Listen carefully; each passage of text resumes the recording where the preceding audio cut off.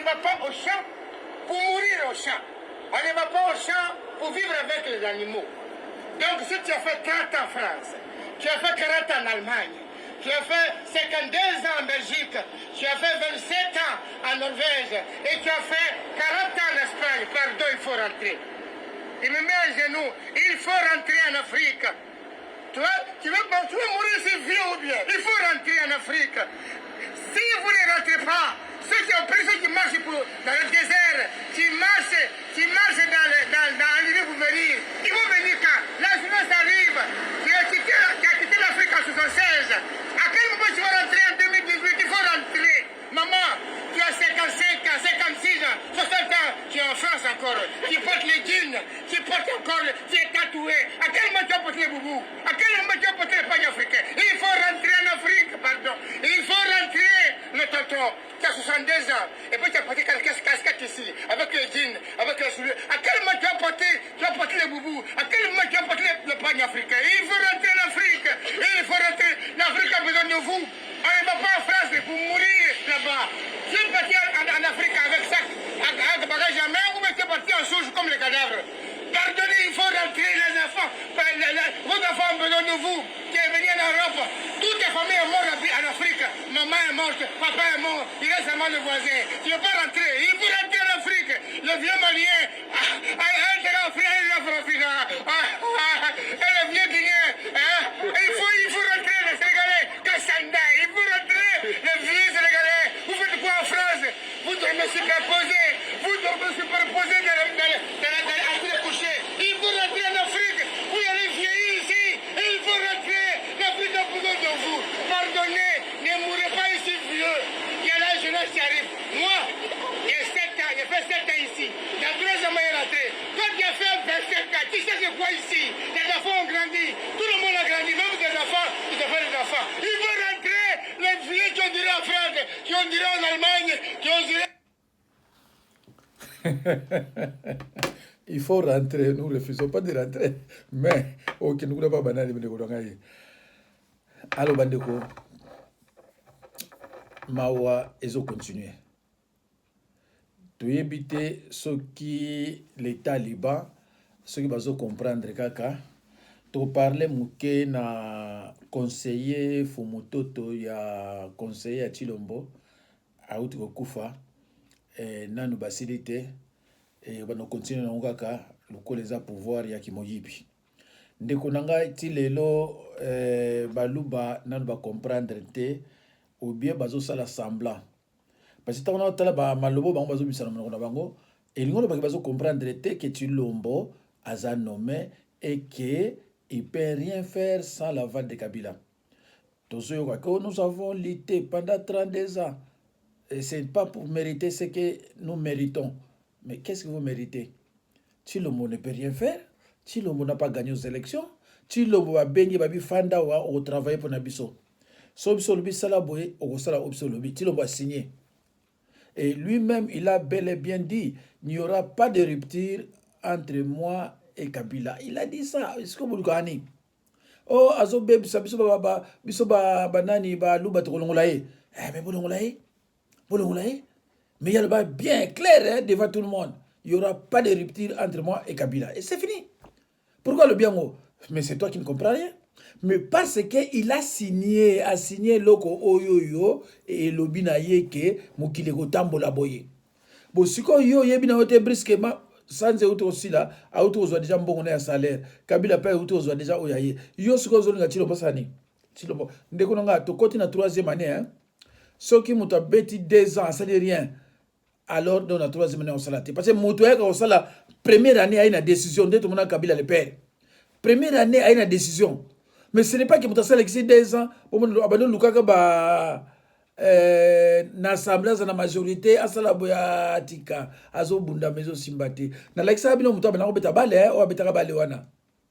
Alors, Bandeko, Eza Mawa, bon, moni Moutouek, il faut rentrer en Afrique. Mais tokozonga ndenge na banani hein tokozonga na ba président modèle aboy et ça pratiquement possible alu bandeko tolanda mke oyoyo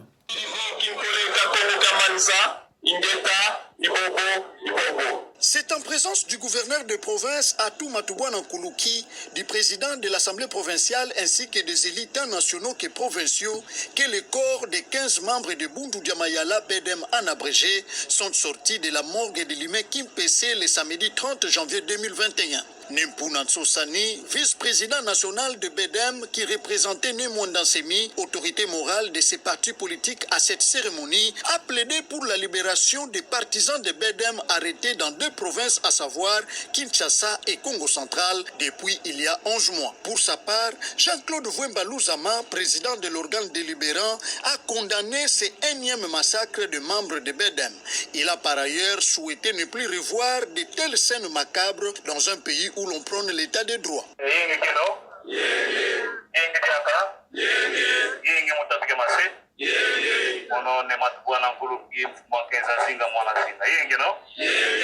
En tout bon élève de Longian Congo, Atou Matoubouna a promis son implication pour que justice soit faite, c'est avant de souligner le soutien du gouvernement provincial à toutes les familles éplorées. Au nom de son Excellence le Président de la République, nous sommes dans un état de droit prôné par le chef de l'État. Nous avons la ferme assurance que les coupables seront connus et condamnés. Et nous prenons l'engagement de pouvoir continuer à suivre ce dossier pour que notre justice, avec notre accompagnement, puisse arriver à trouver les bons résultats que tout le monde attend. Merci à l'honorable de Mwanansemi qui a lancé un message de paix parce que Atidi, Warangani, Kamanisanga, Warangani. C'est au kilomètre 5 à Songololo que les 15 membres de Bundu Diamayala, partis chers à Nemwandansemi, ont été inhumés sous une petite pluie battante. Il s'y est de noter que c'est dans un climat serein que s'est déroulée cette cérémonie funéraire.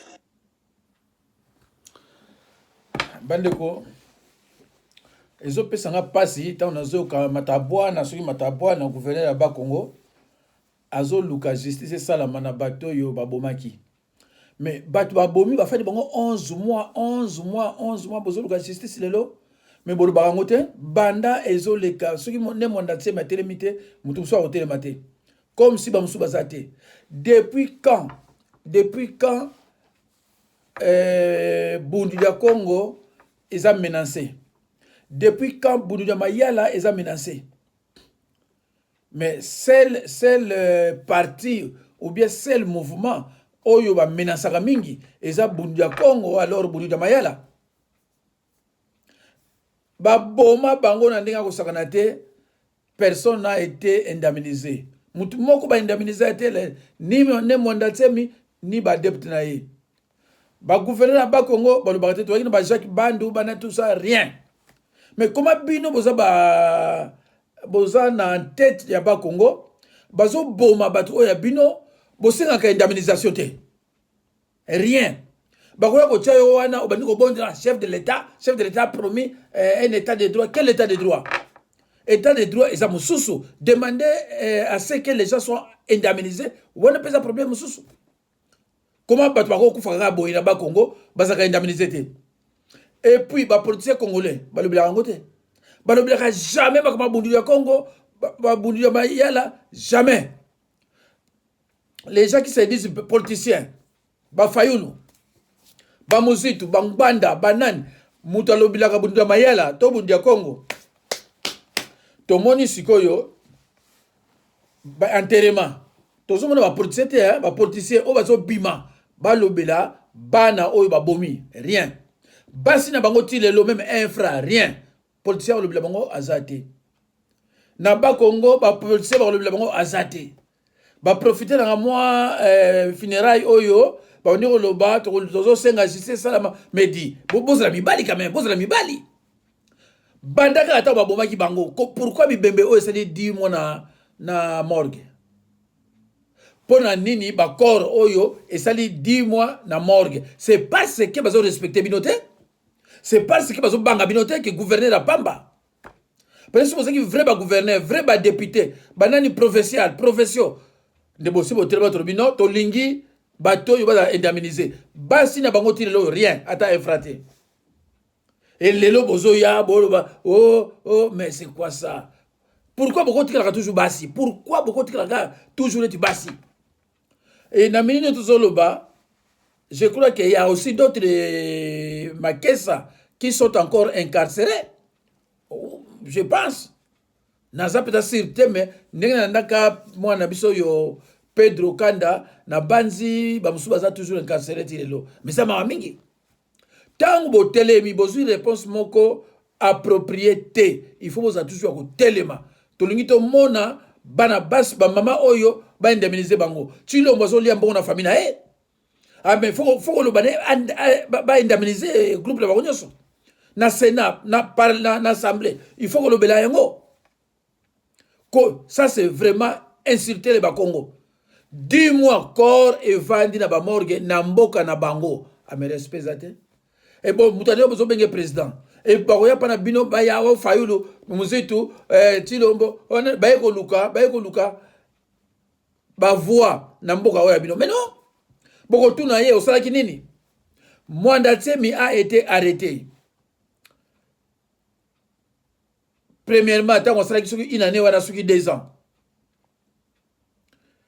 Namuna kaka kamere mtalobaka où se cache ne Mwanda Tsemi. Le reste rien. Ba Fayulu, ba Muzitu, rien. Surtout Fayulu.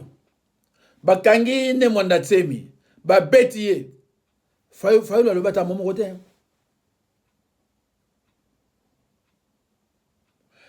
Ne Mwanda Tsemi hospitalisé. Fayulu Muzitu balobata le momo. Voilà. Ba élire yo président de la République, le président élu. Okene ko luka ba fona ba Congo. Mais représentant ba Congo za ne Mwanda Tsemi bazami balete. Na RDC. Azanga yemoko bazami balete. Quand on parle de Bakongo, on voit directement les politiciens de Mwanda Tsemi. Ça c'est clair, hein?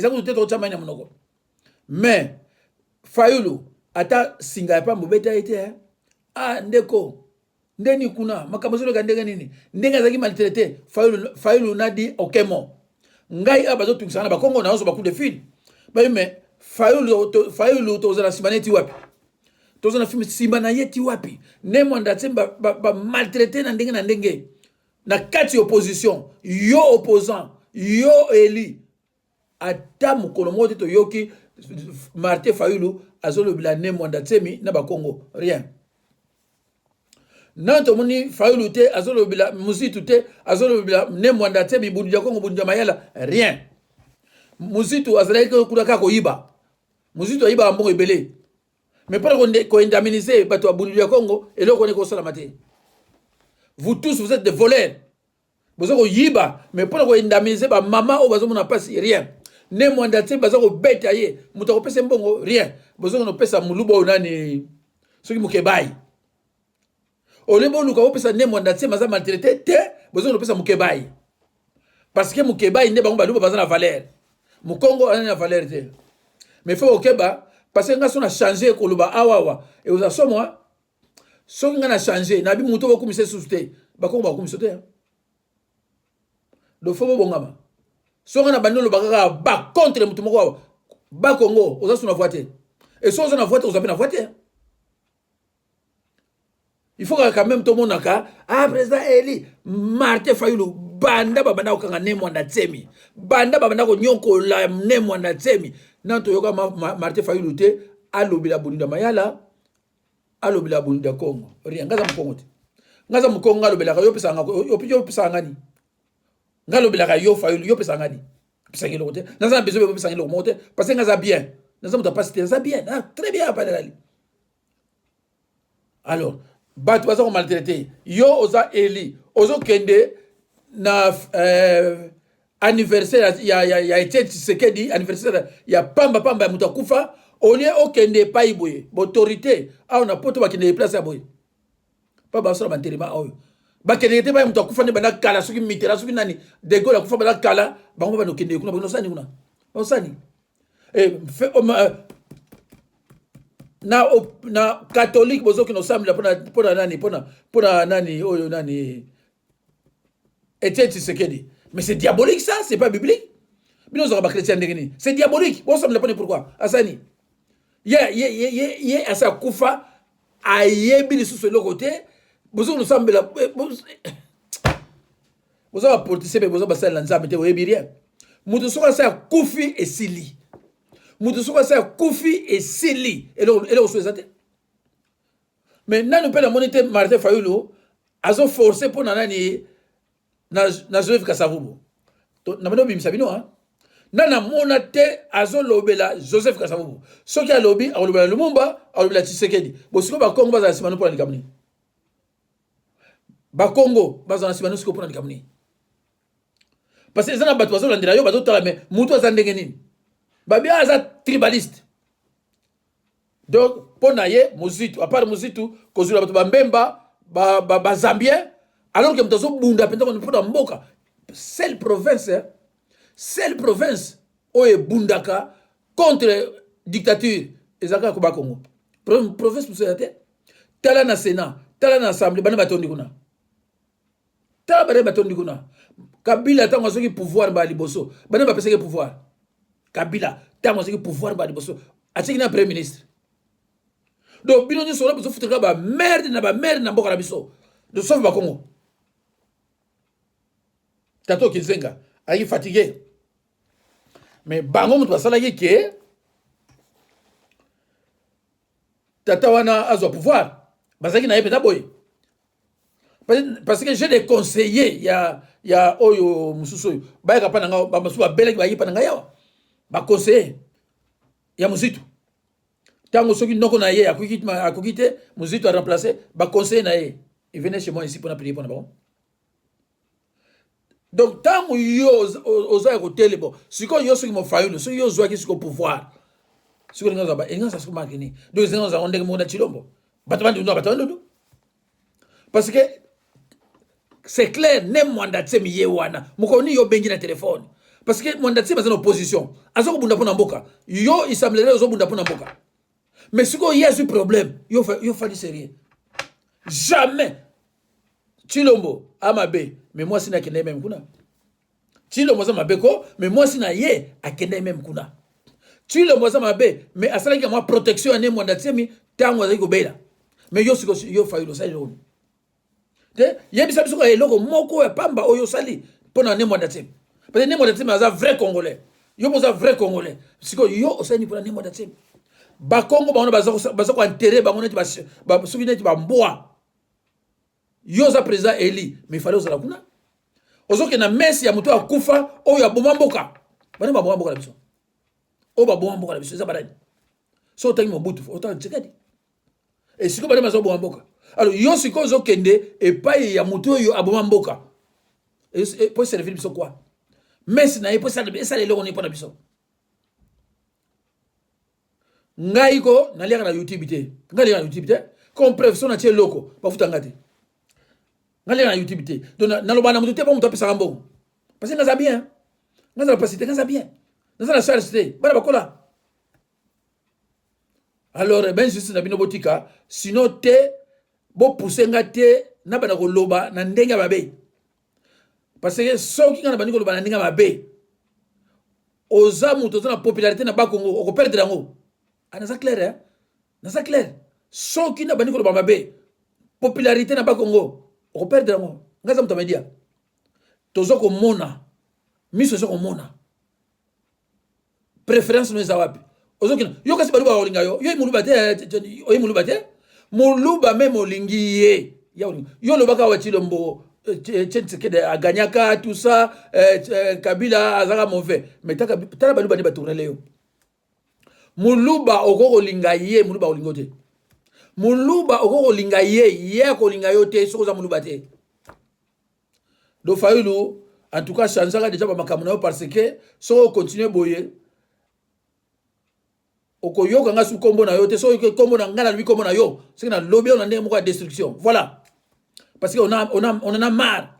Na su ba coup de fil belé et nous avions vérifié c'est l'ensemble. Tout le monde vous voyez yo vome kutu kamere ou bien Chilombo ke yo parce que yo bimi président Eli ba massacre on ne ba boni bato yo yebiango mais ata momo côté ngana le kaka so bi comme exactement au futanga ngaza muto yo na kinige juste puis vérité donc bino muto bata Fayulu boy ça déjà a changer so changer te ngana police ay na média na yebisi bino boy ça so ko changer te parce que azana tribaliste oyo tozoko lo bakuna tribalisme eza mususu oyo ya ye eza mususu bazo faire souffrir bato ya ba Congo 10 mois bakangi bango non Mukebai azaki awa suki wapi na prison bosali tu yondo nandi ko muzitu bozimbo botindi entre temps ne mwanda tsema za malmené mais soki yozo linga ndiko nga mukongo tenga olingo pourquoi et de toute façon on a fait dans la France libéla na kufila koto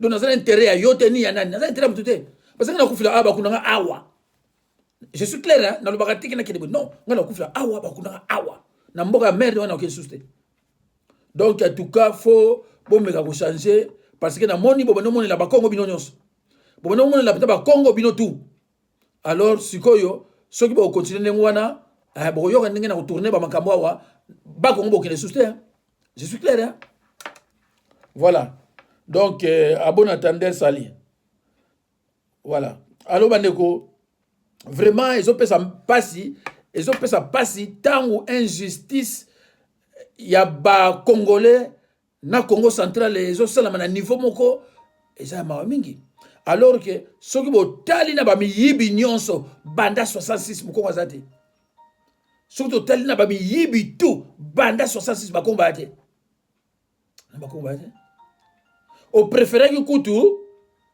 olobela ngwanda que olobela tchenani que olobela ne modantim kaka ba miyibi kaka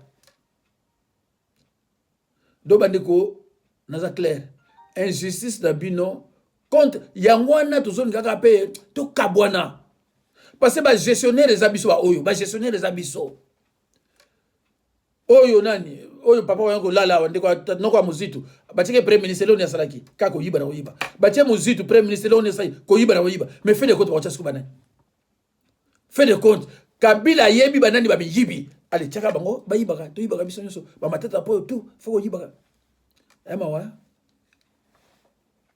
mboka ezo kufa pona banani hein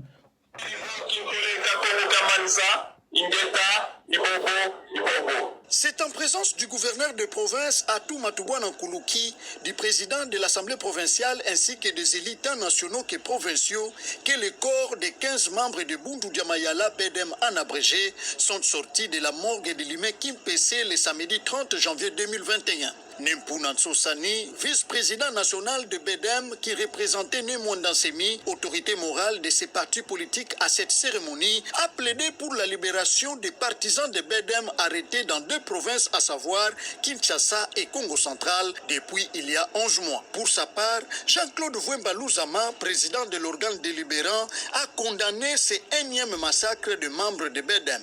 Il a par ailleurs souhaité ne plus revoir de telles scènes macabres dans un pays où l'on prône l'état de droit.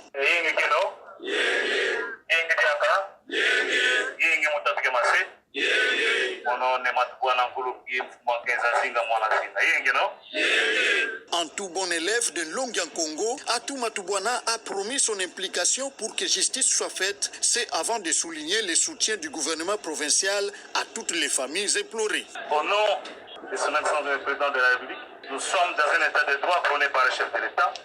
Nous avons la ferme assurance que les coupables seront connus et condamnés. Et nous prenons l'engagement de pouvoir continuer à suivre ce dossier pour que notre justice, avec notre accompagnement, puisse arriver à trouver des bons résultats que tout le monde attend. Merci à l'honorable de Mwanansemi qui a lancé un message de paix parce que c'est au kilomètre 5 à Songololo que les 15 membres de Bundu Diamayala, partis chers à Nemwandansemi, ont été inhumés sous une petite pluie battante. Il s'y est de noter que c'est dans un climat serein que s'est déroulée cette cérémonie funéraire. Mais, Nabanzi, dossier Oyoko Zula, point, ça va dossier boy. Dossier Oye, ben injustice, c'est mon Yoko Telemila, ben injustice. Okosu ba poende na ba dossier aboye yusu ke na ba dossier pamba ezanga tina ya bibembe ya bato yo ba nyoko li peuple ya ono zo kende kuna ndeko nga yo mkongo soko su video panzango tu mingi na ba Congo nazala bato ba kotinda yango pe na banzi mikolo ezoya soki ba ko changer te ba ko yoka to bano benga na bato kuna oye pona osala publicité na yo campagne électorale na yo to bengani yo to kotuna yo yebisa biso na ba massacre nyonso biso to zui awa ba bomi bato pa na biso yebisa biso likambo yo loba soki yango eza te demi tour zonga ke na mboka na yo okoyebisa biso likambo oyo loba bamassacre lere nyonso na bakongo yo balobi yo za président eli lokolo oza président eli il fallait prouver sikoyo bango ke tala bamassacre bozosala ni mpo na bango koma bakoboma bato ebele ndenge oyo bafuta bango rien baboma bango na ndenge akosakana te bafuta bango rien alors yo bimisi ko président eli ozoloba makambo oyo oyo eza nécessaire te oyo ya pamba bato baza na nsima na yo lelo soki nga na change soki boyebi lelo soki na change oyebi na okoma na banani combien soki na change oyebi nga soka bapele banani mais nga na kochange te mpo bato na baya pa na ngai na kochange na vérité mpo na lobaki ezalaka boye te mais soki olekaki président tonga osa sekondeli donc ezala Chilombo ezala yo donc bino mbalali bino toale pareil soki olekaki président biso nga sani parce que okakamika na mozitu na nini na lamuka mukongo aza kuna nani na lamuka mukongo aza kuna za nani oweli Bemba nani oyo Zambie ali bakimi yo parce que ba vrai ba congolais bazala na ba Congo ole bozwa bango bocha bona kati la muka non bocha bona kati la muka te ali bango na suka bakimi yo to bakei. Alors mes chers frères et sœurs dans le Seigneur na bandi bo comprendre les positions nga na kendi na vérité parce que mutu ba futanga azate voilà alors naina luka voilà alors moi na oyo kombone nani fumu toto conseiller ya fachi akufi aller poison ya caméra beaucoup si là voilà yeyo botala e bien conseiller ya fachi akufa et ce n'est pas encore fini voilà yewana asaki. Voilà. Alors, bandeko na ngai, toyoka oyo. D'habitude, l'ambiance au Sénat est toujours très sereine, mais aujourd'hui, elle était... Bandeko na ngai, désolé bana pasi na mawa na motema pona mboka na biso Congo.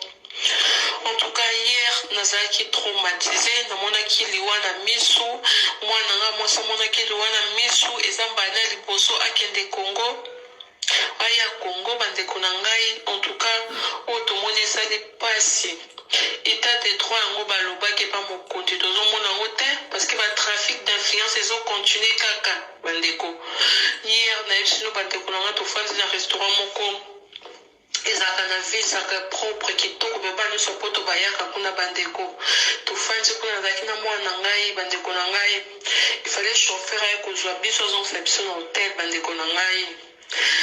Ah Seigneur, c'est passé bandeko na ngai nayebisi bino naoki somo cousin ya mokolo restaurant azalaki wana babengi epa ya Christian Diomi ya Julie ya Julie Chilombo abengi afingi mwana mobali wana na korepete makambo wana te parce que eza bien te bandeko na ngai déjà Julie Chilombo amenasaka restaurant wana amenasaka mwana mwasi wana mokolo restaurant amenasaki déjà alobaka neke ye nde aye kofanda wana il faut ba restaurant nyonso eza pembeni ekangama parce que azofanda wana mwa mwasi wana abaki ezanga sens te okoloba bongo te alobi aza ndeko ya faci bango nde baza na pouvoir batrafic d'influence nde tozoboya bandeko na ngai tovivaki yango pendant 18 ans mwana mboka koti tosepele me tomoni ezocontinue kaka fo totelemela makambo oyo bandeko na ngai fo totelemela yango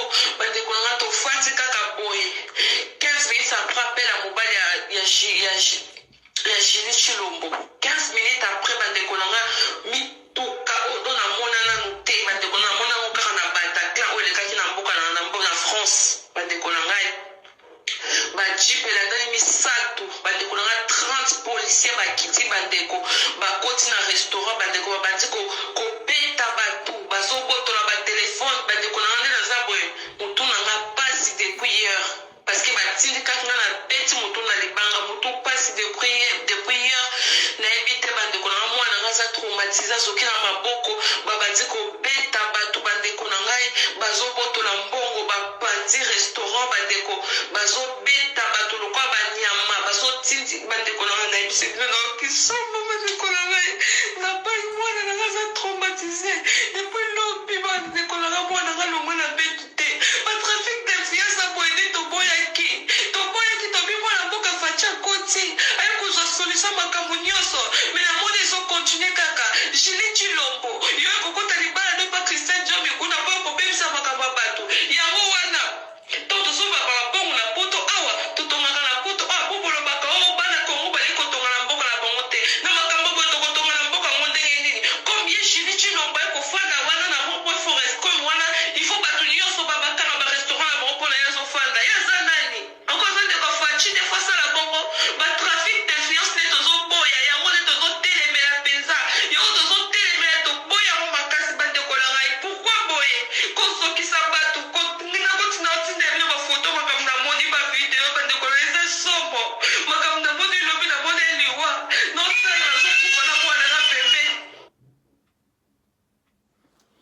mais bino bokendeke kuna osani o mwana mboka zwi tokomi bi donc yo za lobike mwana mboka zwi yo koza muluba te donc yo yebi te ke ya gagner na yete yo oyebi ngo te ke ya gagner na yete tali bino bokendeke biso to vandi awate bino zo kendeke tango bebela kuna boye oza kutuna sasa la lekisi yo hein tango bebela kuna le bino boye eza mawa mingi bokende kaka bokendeke ekusukila mino mabe alors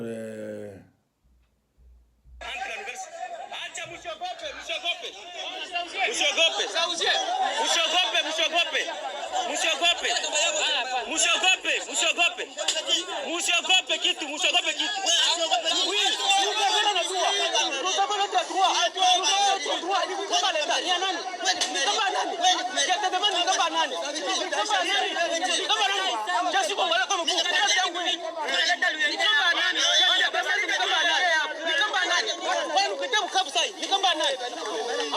Apike. La uvide hii. Atuue.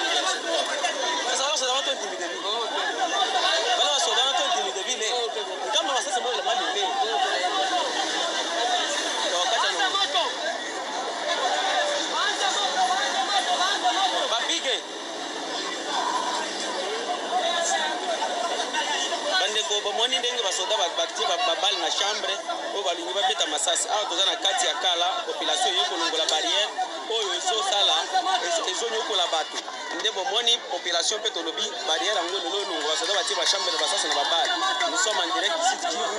Les armées n'ont pas la cabinet des éduqués. Ils ont tiré la population massacre à balle. C'est besoin de moto. Inu vira. Moto tu. Moto.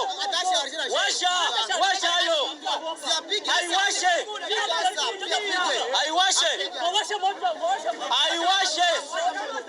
Arme tu. Aipige. Mungu kuna ogopa ni? Kama ni arme aipige. Beta.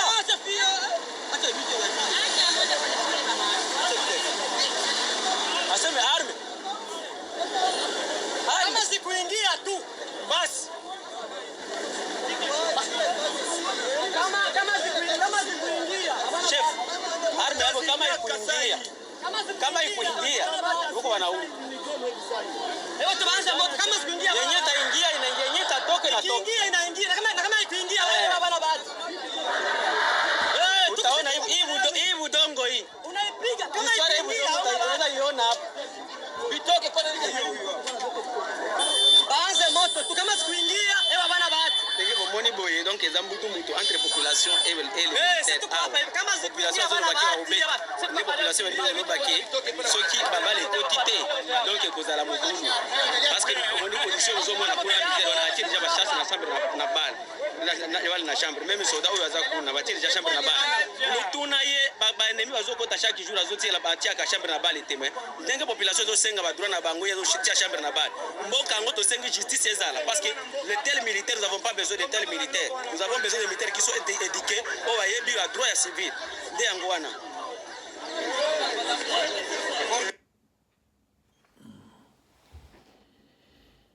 bandeko nan tomona mboka ya ndenge oyo te ere nyonso problème na problème côté mais bandeko na ngai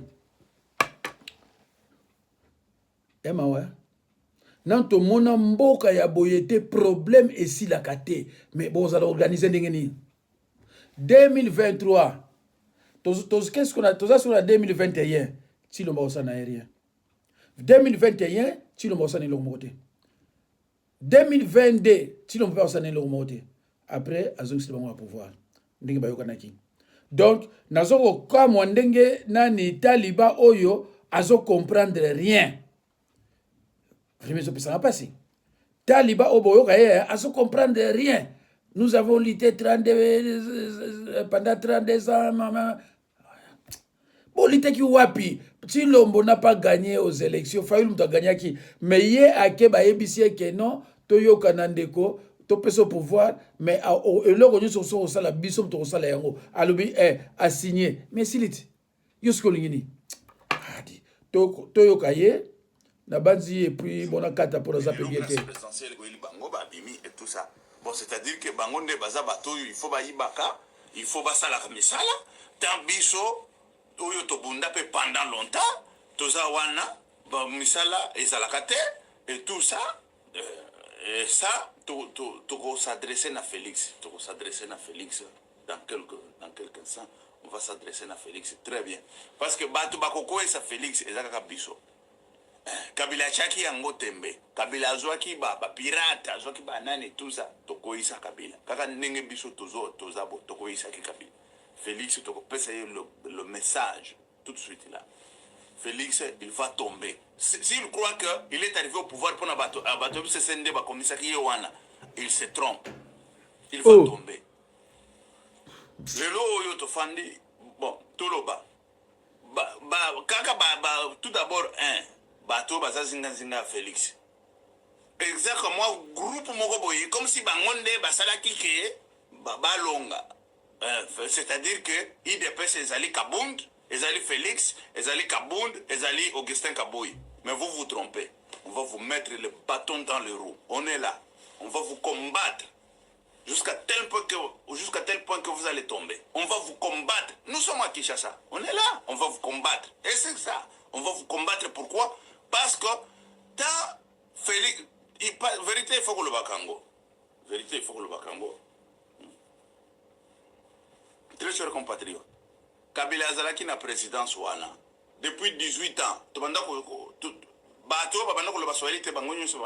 On a chikia et tout ça à la présidence là-bas. On a chikia, on a et tout ça. Swahili qu'on a la présidence. Kabila Akei, c'est toujours Swahili qui continue. Swahili yango est comme nini. Et comme langue présidentielle ou comme nini. Hein? Bapecho bazo tambula na Félix, hein? Bango bazo tia batu maboko tina silip. Bi bazangi respect boye pourquoi ils sont qui? Et ce n'est pas ça qu'on cherchait, Et ça c'est clair, il faut qu'on soit clair et net comme de l'ombre. On cherchait les gens très respectueux. Batoyo, bazo salam na bango, bazo respecter peuple bazo respecter bango. Ce n'est pas les dieux. Nous, on n'est pas venu ici chercher les gens qu'on va mettre au pouvoir, que ce sont les dieux. Félix n'est pas Dieu. On assume et on va assumer. Et il va tomber. Ça, on vous le dit. C'est nous, les Balouba, qui va faire tomber Félix. Parce que nous, là, on a combattu pendant longtemps pour que Félix soit au pouvoir. Voilà l'erreur. C'est une erreur très grave.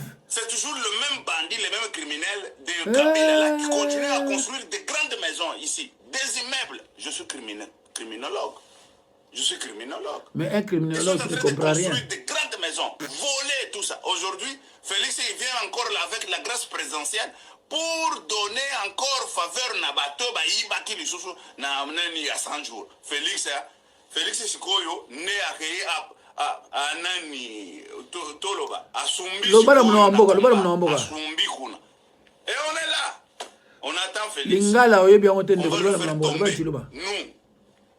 on a lutté pendant longtemps pour que la République soit au moins la République République toujours que na komona que et vous avez été dit na maboko ya criminel de même bandit bango ne bazana ni bazawana capable ya c'est-à-dire que bango ne ba ko diriger mboko yo na ndenge ya loma bazo yiba biso bazo sima biso na vêtements.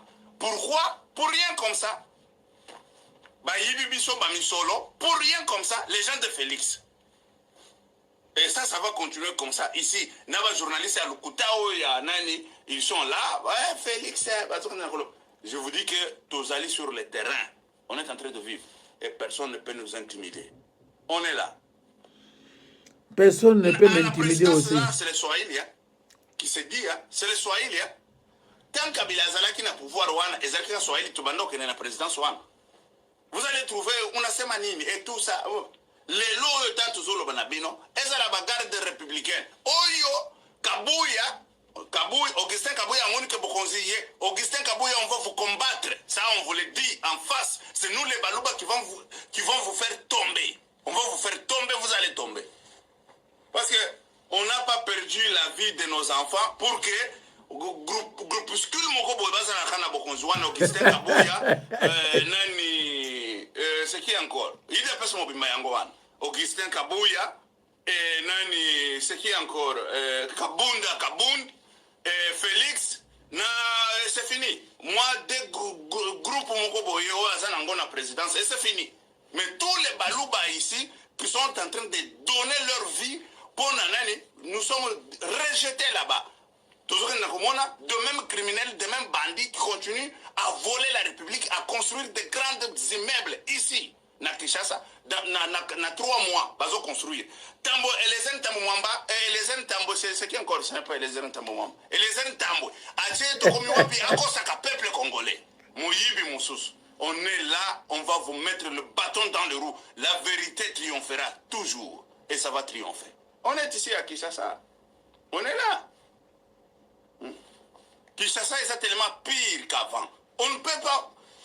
Au Talabo, bateau, bateau souffrir et tout ça. Des mêmes criminels continuent encore au pouvoir. Des mêmes criminels continuent à voler. Des mêmes criminels continuent à construire des immeubles à gauche, à droite. Des immeubles qui vous font 2 mois, 3 mois, 8 étages à construire.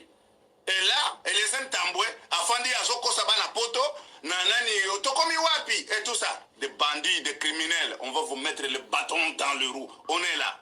La République nous appartient. La République n'appartient pas à des individus. Grande réunion. Ah, Zabla, Azo comprendre rien, Moutoyo. Vraiment, il veut qu'Azo comprendre rien. Parce que mawa, hein? Taliba, Mike, Kaba, Molowai. Mwana batu aibi kutu lingala te. Mais Azo Bunda, lingala aibi yango bien te. Mais Azo Bunda quand même malembe mais. Nzambe na ngai. Bobe namoni nakoko kata na ngai. Ça fait des mois qu'on demande l'accès au contrat. J'y suis allée la semaine dernière. Franchement, j'ai fait 6 heures de train pour aller dans cette salle de lecture. Et alors, je regarde les chiffres parce que c'est légitime. Et vous l'avez souligné, Madame la Ministre. Moi, je voulais savoir combien on donnait à chaque labo. On a quand même voté plus de 2 milliards d'euros pour les laboratoires. Rien n'est dit. Le prix des vaccins, rien n'est dit. Les lieux de production, et on voit le problème au niveau de Pfizer en Belgique sur l'ensemble là, rien n'est dit. Alors ça, c'est pas possible.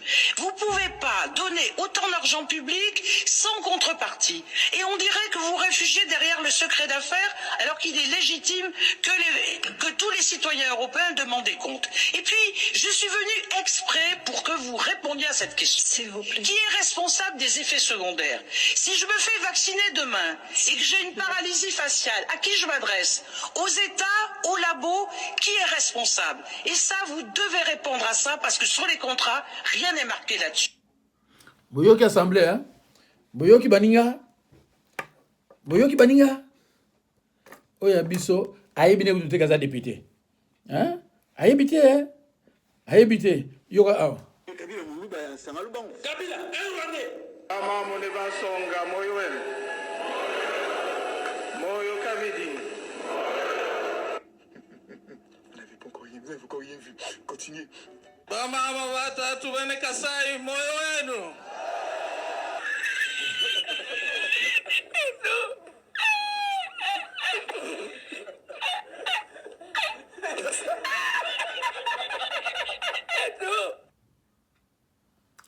Mawa kabila kabususu. Kabila muluba ya sangalubango. Kabila, wange. Mama mone basonga moyo wenu. Moyo kamidi. Vous n'avez encore rien vu. Continuez. Bamama watatu bene Kasai moyo wenu.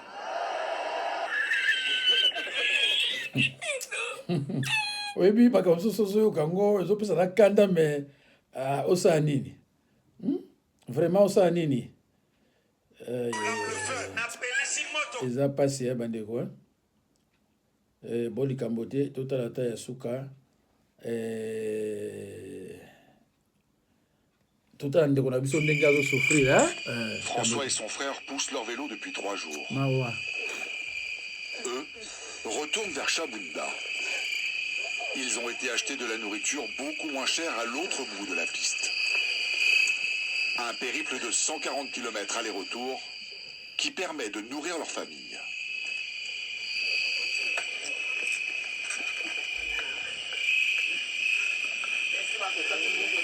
Je transporte du riz, d'huile et des maniocs sèches, y compris aussi une coque. Une coque. Il est vivant? Oui, ça vit, ça vit. Oui. Il y a combien de kilos sur le vélo là? Le vélo, c'est 250 kilos. Le Congo, ce n'est pas un pays à vivre. C'est mieux de quitter ce pays. Ça, c'est un pays à souffrir. Même les enfants souffrent. Puisque nous manquons les leaders de bonne volonté.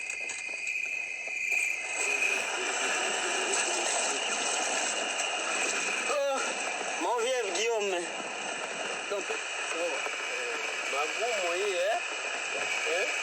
Ça c'est quoi là, François? Non, notre huile est tombée sur le soleil et je craignais dès que j'arrive chez la maman, elle va me frapper. Vous croyez que j'ai fait la vente d'huile en cours de route? C'est pourquoi j'ai ramassé ça. Et ça nous avons alors bandeko, conditions déplorables pour les Congolais. Conditions déplorables.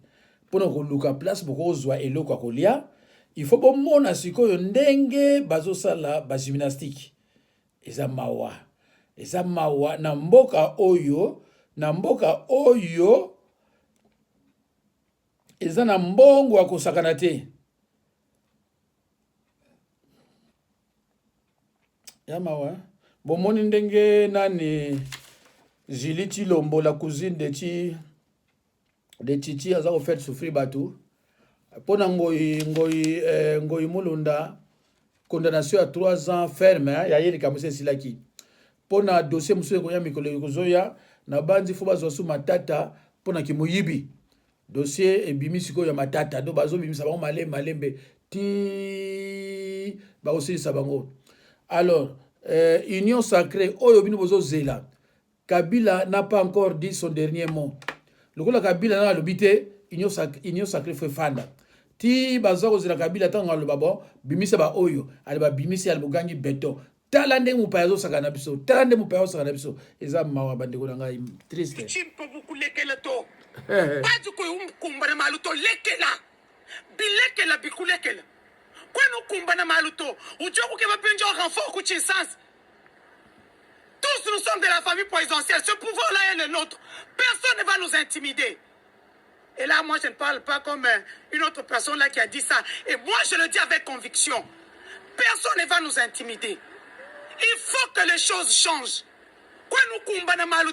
Depuis que tu es là, mes gestions, intimidation, rien ne va au Kasaï. C'est pire qu'avant. Excellence, Monsieur le Président de la République, bantu kaba kushimito, kwa tukuchinsala, kakwa na mai, kakwa na zembu, situation sociale mouti dégradée encore plus, kakwa na mang, kakwa na l'hôpital du Lansong, kakwa na chansong to. Apunte tukuni kubukalenga, tu ni bukalenga. merci bandeko na banzi boyoki bango nyonso baza na famille présidentielle aza ko préciser yango voilà. Monsieur Félix Tshisekedi vous a présenté un programme. Il y a 15 piliers à l'Assemblée nationale avec ces fameux du gouvernement. On vous avait dit déjà qu'au départ, le programme était mal conçu. Et tout ce qui se conçoit mal s'exécute mal. Aujourd'hui, où en sommes-nous? Le pays va très mal. La question sécuritaire, il traite avec autant de légèreté. La question à Beni. La question à Banyarwanda. Pendant que Bafuleo, Babembe, Baonyos, Nani Balega, Batunyonso Anao Bazako Bunda par rapport à l'espace Nabango. Attends de solutions. Abino, il va mettre en place une commission. Au lieu de mettre en place une commission, non, il reçoit qui? Le Banyarwanda. À recevoir Banyarwanda pour Asololana Bango pour qu'à défendre leurs intérêts. Et avant ça, il y a eu quoi? Une délégation à Congo au Rwanda. Et après, il y a eu quoi? Une délégation à Rwanda au Congo. Et l'une des raisons pour sécuriser les Banyarwanda afin qu'il va paix sa paix. La conditionnalité, d'après M. Félix Tshisekedi, pour que nous soyons en paix, nous devons céder notre terre. Madame, il a violé toute la philosophie constitutionnelle. Il ne mérite pas d'être président. Ah, il ne mérite même pas d'être président. Mais ce qui est lobiango, alors il est grave. Ce qui est lobiango, il est grave. Eza mawa bandeko na ngai bino zola na ngai Tshilombo akotikalaka kosala eloko moko te. Tshilombo akotikalaka kosala eloko moko te, rien, parce que aza régi na bakor. Même ceux qui batu na ye bazo kufa bazo tia bango poison eloko moko te. Na banzi komona kama mobulu oyo ebimi na nini na kama mobulu ebimi na assemblée eza totana na eloko na yebi te so na bosanaki yango obi te so totali yango mobulu moko ebimi na assemblée oh so totali yango c'est bon mobulu moko ebimi na assemblée eza mawa mingi pardon na bai na sénat ouais. La moke eza biso peuple toboyi botia buzoba na fayulu te botia buzoba na fayulu te bosukisa wana biso nde peuple batu to décider bokozonga lisusu te bokende na union salite na bino kwesa Ilunkamba eza synonyme ya peuple kobonga te. Ilunkamba c'est les mêmes produits na Kabila na Félix les mêmes produits ba sardine na kati ya boîte ata omoni bango koto le pele katani aba utika boîte tombo boza bamiyibi bokosi ke biso toza liti na peuple me bino bozolanda kaniaka te bomoni ke na opposition tokokoka te yango bino bozokende kokende butu bokende kolanda kakaniaka na olanda ki congolais na morcelé Jean-Pierre Bemba na batu na ye Jean-Pierre Bemba koya ou le retour wapi Jean-Pierre Bemba makambo ebandi le te Jean-Pierre Bemba n'a jamais été politicien dans ce pays yo Félix yo mibengi beton yebaka ke kombo wana mipesi yana ozomi consulter te tuna batu bayebisa yo beton o babengi beton balonaka eloko nini c'est que soki déjà babengi yo beton za produit fini tomoni bazo beton na bavarese na banini na bae beton fati beton tozoyeba te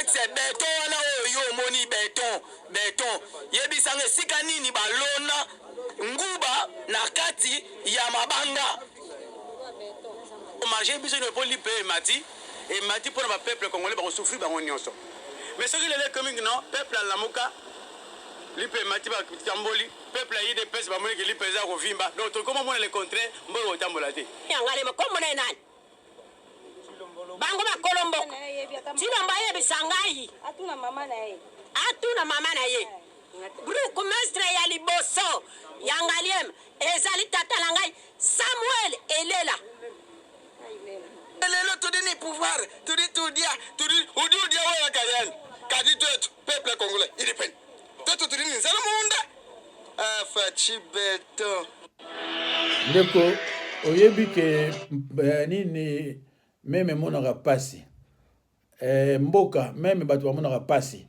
na banzi oya biso eleki na bakokobar na banani bamosusu baza bagene me bakomi neti bakoko mpo na nini mpo na Tshilombo azomonisa bango pasi tala baoyo bazoloba wana soki bayi na poto awa omona bamosusu bakomi bagene me lokola baza kuna bazomona kaka bamibange me eza mawa mingi eza mawa bandeko na ngai donc na bandi bamosusu bakokufa voilà bamosusu bakokufa pe kozala mawa tro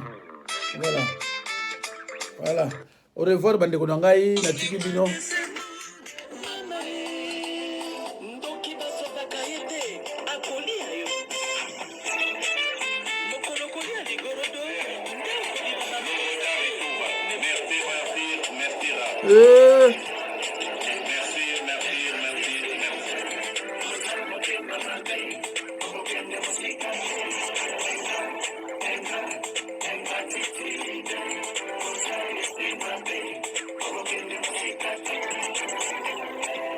Yambala oyo